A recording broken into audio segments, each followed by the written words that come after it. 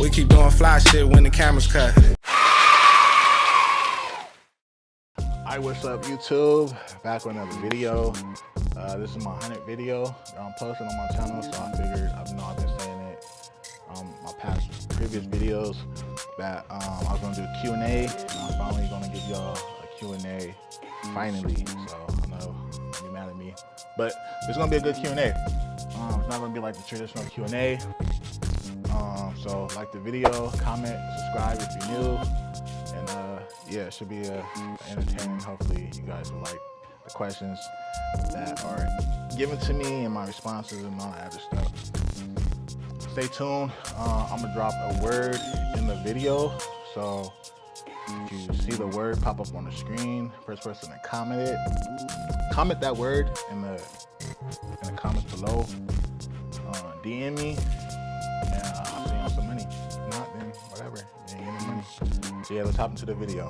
Today we're here with Rasul, and we're going to do a Q&A so your subscribers can get to know you better. For sure.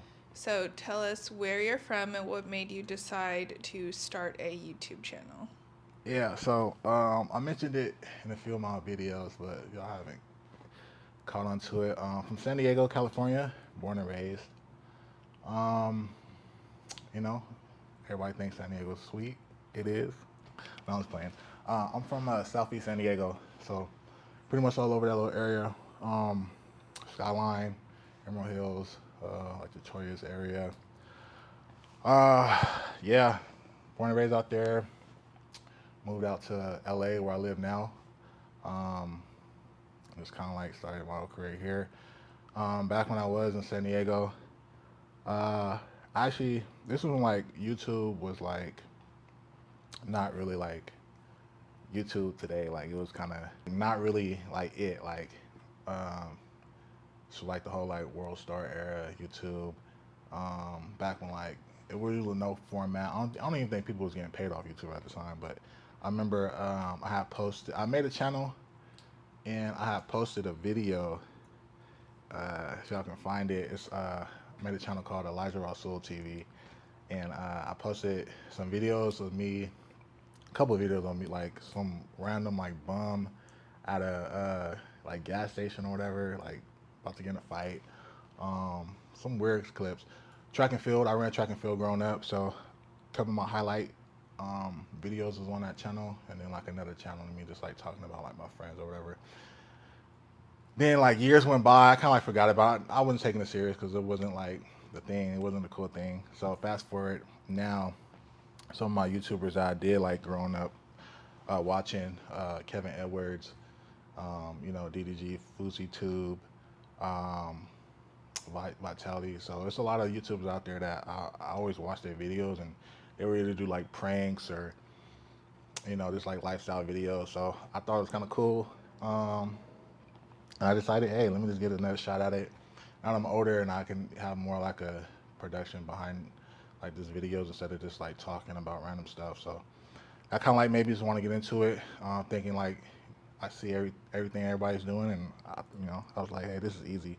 I can do it myself. Which unless you already got that following behind you, it's kind of like you got to get out the mud. But yeah, so that's what made me get into YouTube. This YouTubers I've been watching. Gotcha.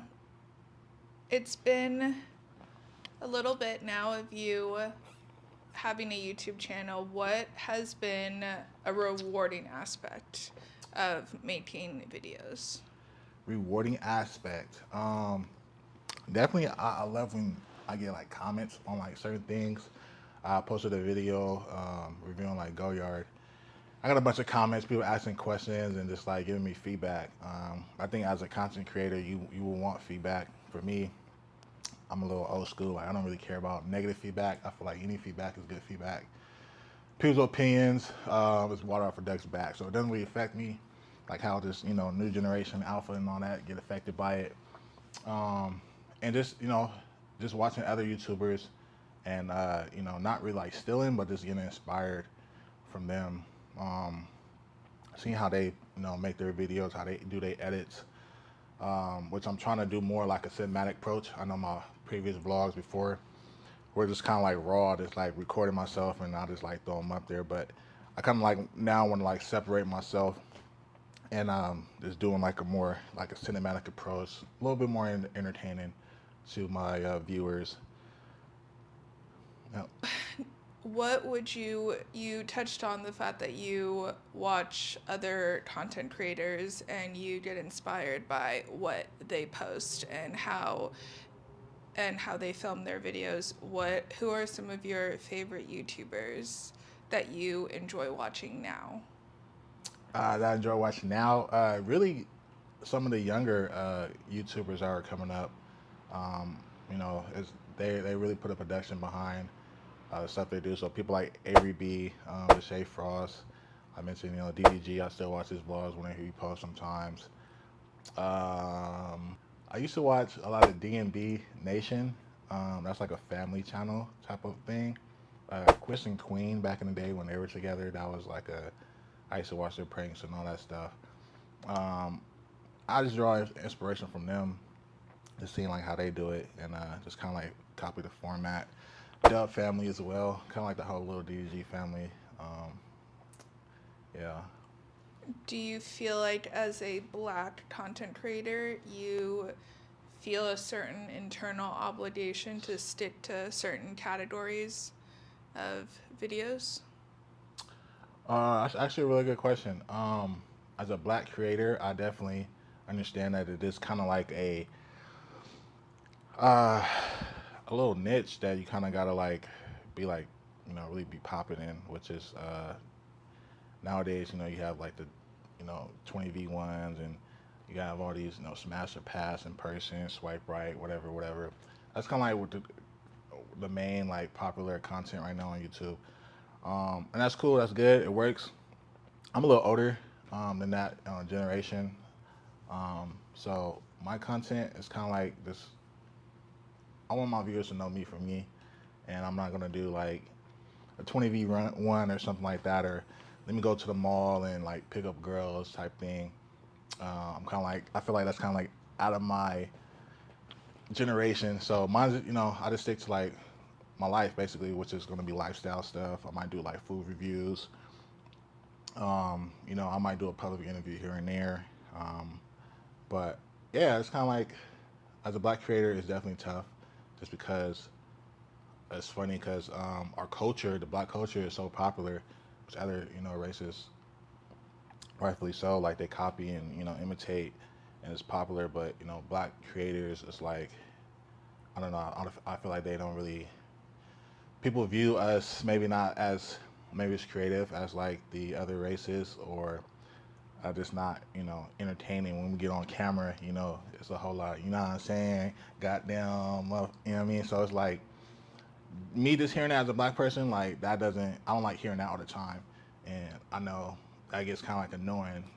Hear a bunch of goddamn, what's up, twin, all that stuff. So it's not really like marketable in the long run.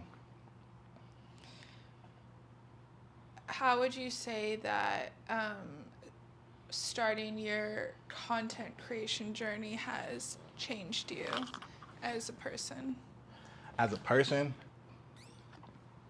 and I did post a video kind of like touching on this. As a person, it definitely gave me a different outlook of like thinking. So I brought it up, like I said, Lil Russell. He was saying in one of his posts on Instagram, everything in life is content. So like when you're trying to be a content creator or social media influencer, it's like your mind is constantly thinking like, I got to pick up a camera, I got to record this, or I got to do that and that. So it's like your mind is different. Like just going to like a hockey game or a basketball game. It's like it's not just like you're just enjoying it. It's like, man, this is good content, because I know not a lot of people might go to hockey games or go to certain events, concerts, or just traveling. So it's like your mind is always thinking of like, this is content. Like Lil Rush said, everything in life is content. It might be entertaining to somebody. Somebody might like it. So it just kind of like switched my whole mindset. Just like if I'm doing something, I'm not really enjoying it fully, because I'm trying to just get the production part about it and just post it for people to be entertained with. So yeah. Would you say that that's how you ensure that creating content remains fun for you and doesn't feel like a chore is because you take the mindset of everything in my life can be content as long as I have a camera rolling.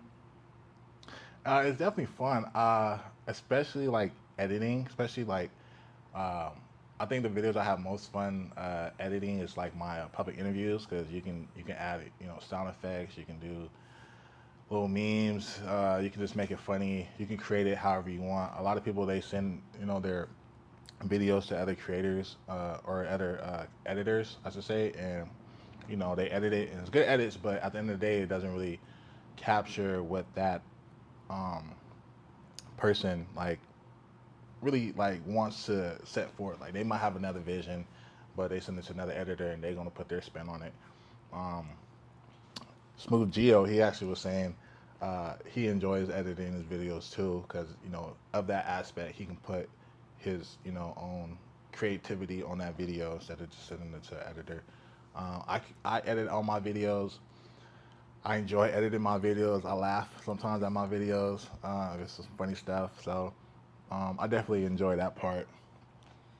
You mentioned that you enjoy editing your videos, especially your public interviews, brings Now, you laughter, humor. How do you want someone to feel after they finish watching one of your videos? uh, first of all, I want them to feel like they've got a piece of who Elijah is. Outside of YouTube, it's crazy. I try not to be so introverted. It's kind of like you gotta not really put on a facade, but you gotta kind of like get into character. Even if it's like a day that you really don't feel like filming, and you just like you gotta put on that smile and give that energy because people don't want to see your videos and you're just monotone and just melancholic. So you have to like kind of like turn up a little bit and show them your personality. But outside of you, I would say most YouTubers are introverts.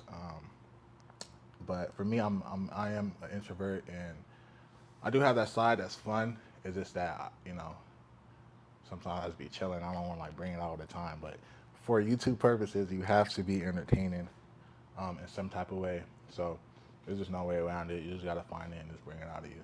It's gonna be uncomfortable at first, especially when you're filming in public and you're trying to be animated or make jokes and you're just filming with the camera and people's watching you looking crazy. You just kind of gotta get over that and just have like a epic mentality. Like I'm doing this for content. I look crazy in the moment, but once I post it, it's gonna be good content. I'm gonna have good angles. I'm gonna have good audio edits or whatever it is. So yeah, that's a good question actually. You mentioned having kind of needing to have that effort mentality when you're filming For sure. in public. Nothing worth having comes easy, as they always say. So, what would you kind of summarize to be one of the most challenging parts of maintaining a YouTube channel? Being consistent. Um, the more you post, I know people out here all the time. You gotta post. You gotta post. You gotta post. You gotta post. Yeah, you gotta post for sure. Not only just post anything, but like it has to be quality content. Just being consistent puts you in that algorithm. Um, you might post a video and might not give you the numbers that you want, but you just gotta like stay consistent because sometimes I post a video and it's like or whatever, like just I'm gonna throw this video up and it gets like decent views, and the videos that I put like hella edits and time and try to just like make it like the best video I can. Like those videos get like no views or no like attraction to it. So it's just like you just gotta keep posting. Don't be afraid to like go out your lane and make videos that you might not feel comfortable doing or whatever. Like you want to keep posting and doing different types of videos at first. I think in my opinion, just to find what sticks, and then once you find something, just keep it consistent with that type of content.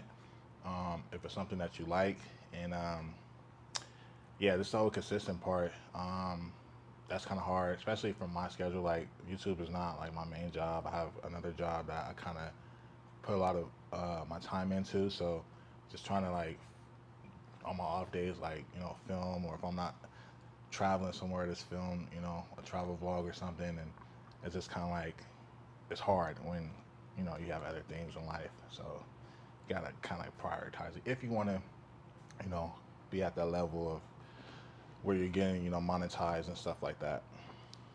You mentioned that sometimes it's hard to strike a balance, juggling everything. What do you feel like as a content creator, it's still important to maintain boundaries in terms of protecting your privacy, but also making sure that, you are consistent in posting content? Because you said that, your everyday life can be content. But how do you maintain that balance? And do you think it's important to maintain boundaries? For sure, I love that question. The whole part that of social media that I like is that you can show your audience what you choose to show them, and they're going to believe it to be as true. So for me, I try to keep my private life just out of the picture. Even like when it comes to like my friends that I hang out with, watch my videos if y'all watch them.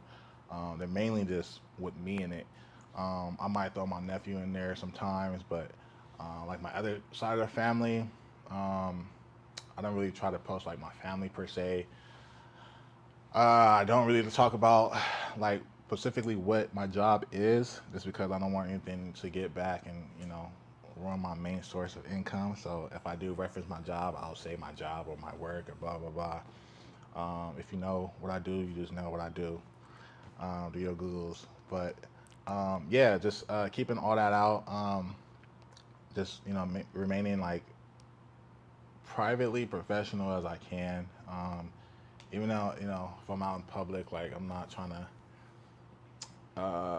like bother other people as well. Like in my vlog, as far as like doing stupid stuff to like random people or whatever. Unless it's like a public interview or whatever. But keeping it private for sure. I feel like in the social media age right now, um, especially as a content creator, it's a lot of like you have to expose your life to get that vulnerability for people to like feel like they're engaged. But which I do try to give my fans, not fans, my subscribers that aspect, but just also for my sanity and my mentality, my mental, just to have my own privacy. Sounds like you've learned a lot so far in your content creation journey. What is something about creating content that you now find to be a myth or false after you've been in the game for a while? A myth? What did I find to be a myth? Huh. I don't know. Trying to be a myth. It's a good question. Maybe you thought that editing YouTube videos was easy, and now you're realizing that it takes quite an amount of work. Yeah, I can't really think of something that I like I said, I've been watching YouTubers for a while, so just watching them, they kind of like give me their opinions about everything. So I kind of like already have like an understanding of like what it is. I think if anything false or myth related will probably be like it's easy, you know, but it's hard to be entertaining actually, especially when my videos aren't that long. I don't post like hour-long videos. At the most, maybe a 30-minute video at the longest. But it's hard being, and that's just the finished product. It's a 30-minute, So it's hard to be entertaining for X amount of minutes to people constantly, and just post it up once everything's edited and all that stuff. Has to be an entertaining video. I think that's what it was. Anything is probably just that, like thinking that it was easy than what it looks. But the whole like editing and just like having like a plan, like I'm gonna shoot this video, this is gonna happen, I'm gonna do this and that, and just having that whole entertaining factor behind like just thinking it was easy. I think that's what, especially being like an introvert, I think that's probably like the biggest myth. I thought it was gonna be easy. Got you. You mentioned you've been watching YouTube for a while. Now you are actually filming videos and maintaining a YouTube channel. How do you feel like being a Black content creator influences the way you consume YouTube videos? Do you find yourself always gravitated towards more Black creators and the content that they post, or? Yeah, no, that's a good question. I would say that initially, just because it's like people that I'm familiar with, as far as by like how they lingo or things they do or stuff that they might talk about. For me, just being a Black creator, um, in my mind, it's like I don't even really. I hate saying it because it's like, of course, but I don't really see like I don't pay attention to like the color. Like I'm knowing that I'm black. Like when I'm filming, it's just like I'm Elijah. I'm filming as Elijah Rasul. So I'm not thinking like I'm a black content creator, but a lot of people see that. Of course, they click on your video, they're gonna see, a black person. So just like I said before, like just trying to be strategic as possibly as much as possible as I can, which is having like a good thumbnail or something that's gonna be entertaining, so they can just see past like just being like a black person, being the entertainment factor. Um, you know, um, just being like a black creator.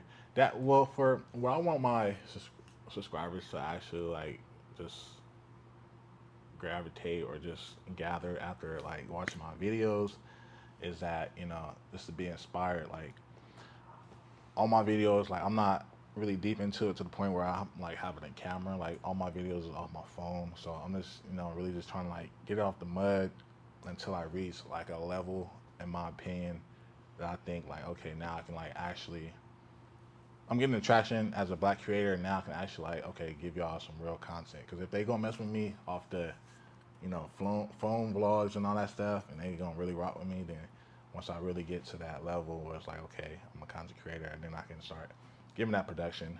That could be backwards, but um, I don't know. A lot of the black creators that I've watched has started off, with like phone vlogs, and eventually got to like their cameras and all that production stuff. So,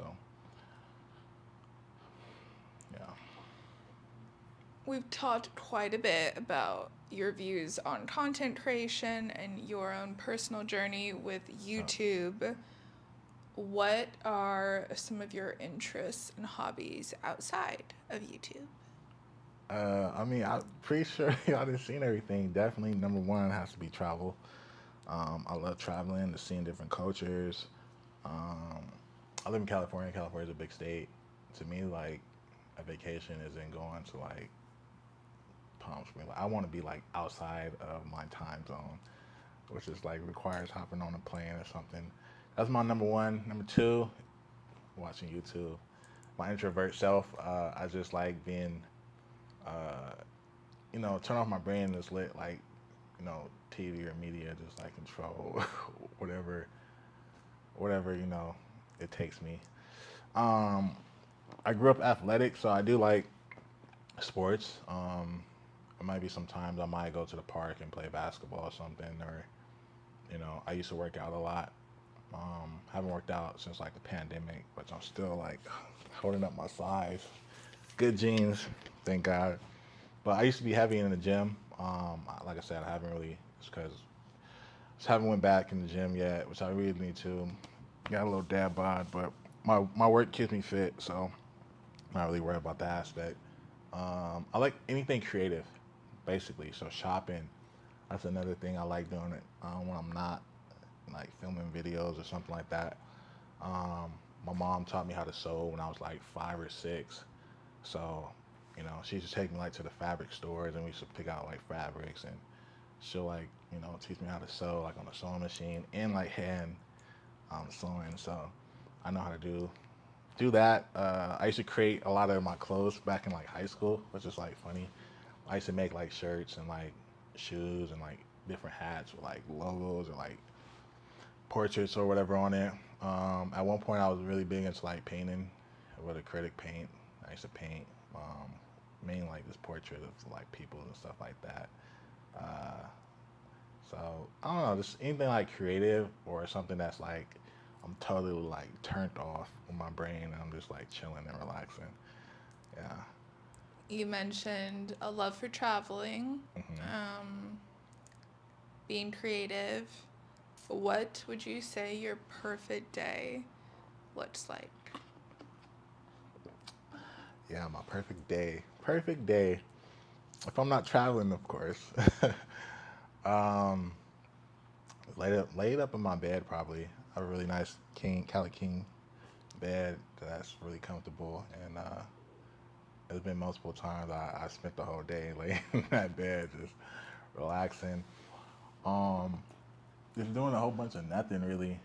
Um, Sometimes I want to like just go and like adventure off, but then like the introvert in me is like, damn, what should I do? Or like what I want to do.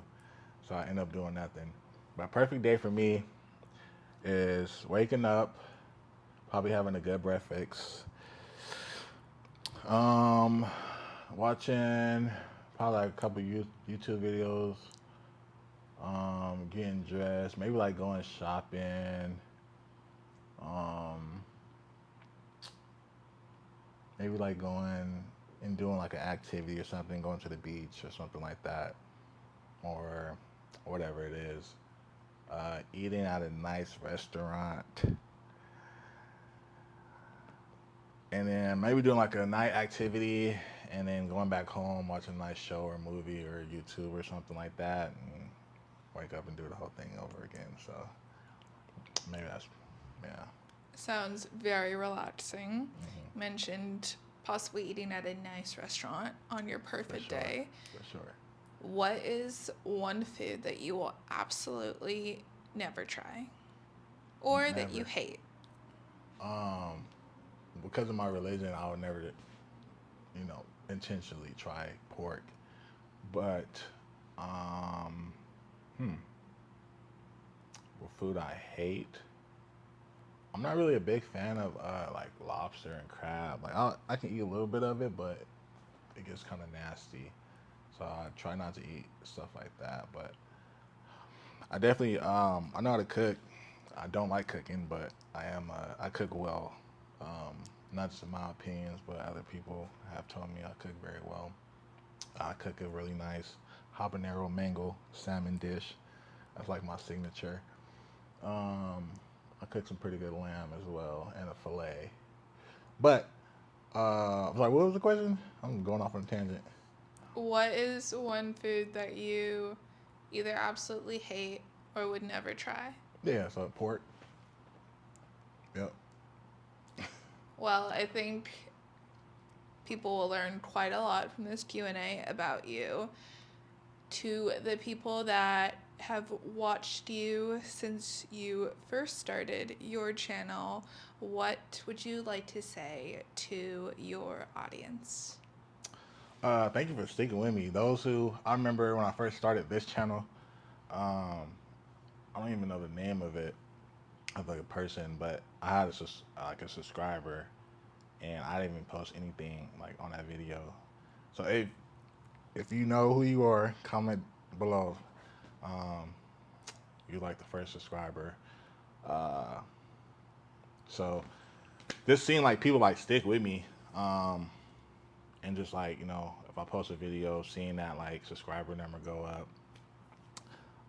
Just it's a journey. I'm trying to figure it out. Who knows? You might at this point, I got less than 100 subscribers, but who knows? I might, blow up a little bit and get like 100,000 subscribers, and it'd be cool, for those people that's watching this video right now, seeing it, knowing that they're one of the first people that subscribe and actually like a real Elijah Rasul OGs, and they're seeing the growth, they're seeing the quality that I'm putting into to my videos. Cause before it was just like raw, like just recording, like just throwing it up, and just seeing like just the whole growth and my creative side of like just thinking about like different video concepts and stuff like that.